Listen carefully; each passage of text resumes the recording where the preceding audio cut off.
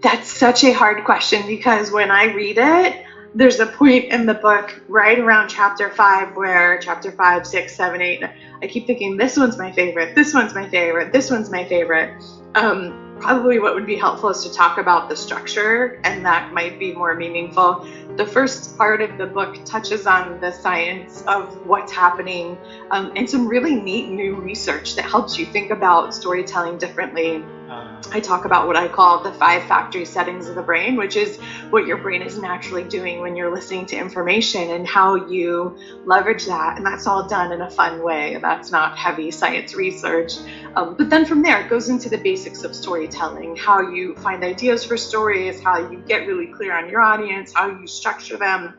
And then the second half of the book is all about how are you making the stories vivid? How are you engaging the brain? How are you sequencing the stories to be the most interesting or surprising? How do you avoid mistakes with stories? What are common mistakes people make? How do you make sure your story doesn't manipulate? How do you tell stories with data? And then the storytelling and vulnerability. So there's something in each one that I really love, but I like that it can take you through the whole approach, from thinking of an idea all the way through even how am I using my body to tell a story and have that be a part of the experience.